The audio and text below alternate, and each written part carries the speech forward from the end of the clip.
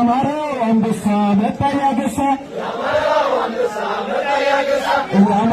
አንበሳ መጣ ያገሳ የአማራው ነገር ለምሳምር